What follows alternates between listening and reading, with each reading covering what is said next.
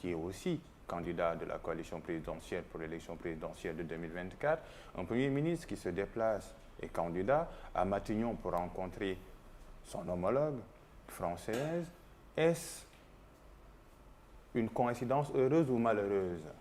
Je n'en sais rien. Je n'ai pas l'agenda politique d'un Premier ministre. Je ne peux pas parler de coïncidence, sinon je parlerai aussi de l'agenda politique du Premier ministre français.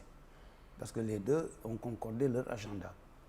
C'est leur agenda. Mais je pose une question en d'autres termes. Je dis, tous les premiers ministres de tous les pays de l'Union européenne n'ont pas été à cette table unilatérale ou individuelle. Donc pourquoi on choisit un pays spécial? Bon, nous comprenons que ce pays est notre coin de cœur, comme Senghor le disait.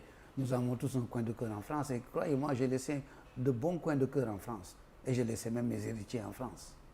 Et j'en ai aujourd'hui. Donc la France est une partie de moi-même. Plus qu'une partie de moi-même. Mais je dis, en politique, nous sommes plus grands que tout ça. Il faut donc voir la politique en termes plus vastes que ses intérêts individuels. Mais les États ont des intérêts, ils n'ont pas d'amis. Aussi, les États ont des amis, parce que souvent le Sénégal dit nos amis français, l'État français dit nos amis d'Afrique.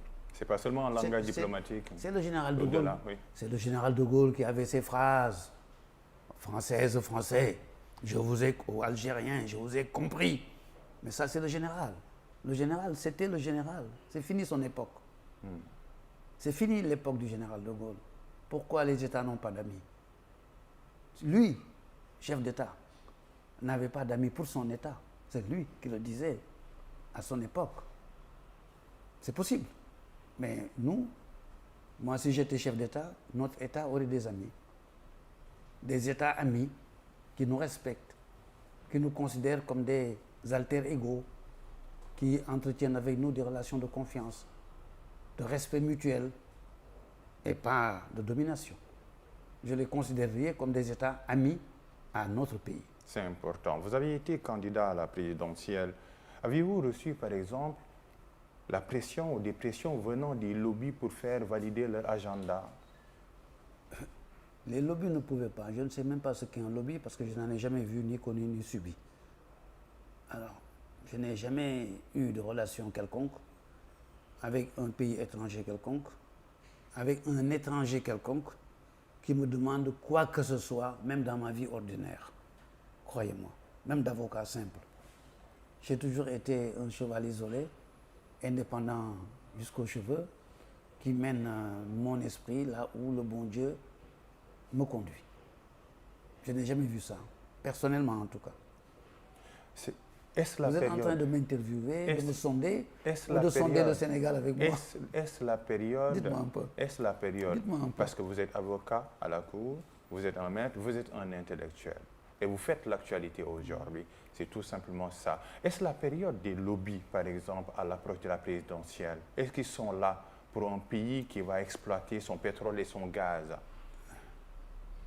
Vous savez, en dehors du pétrole et du gaz, toutes les élections présidentielles du Sénégal ont vu descendre sur le Sénégal des missions d'observation pour contrôler la régularité de la préparation des élections, pour contrôler la régularité le jour même des élections. Donc, ça a toujours existé au Sénégal et ça existe dans beaucoup d'autres pays aussi. Chaque fois qu'il y a une élection présidentielle, le monde entier s'intéresse à tous les pays. Il y a des organisations diverses. Et les organisations diverses veulent savoir qu'au Sénégal, tout se passe normalement. Il n'y aura pas d'histoire. Au Mali, tout se passe normalement. En France, tout se passe normalement. Aux États-Unis, tout s'est passé normalement. Il n'y aura pas d'histoire. Parce que les gens ont des intérêts croisés dans le monde entier.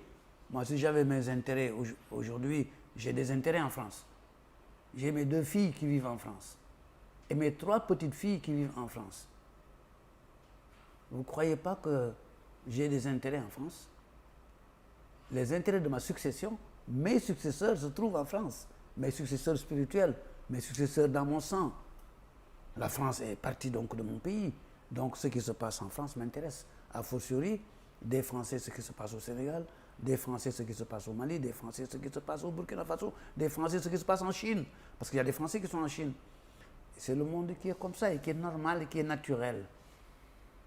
Vous savez, l'Empire romain nous a fait vivre ça. L'Empire romain avait voulu que la Pax Romana, tout le monde vive de la paix romaine, de la nationalité romaine.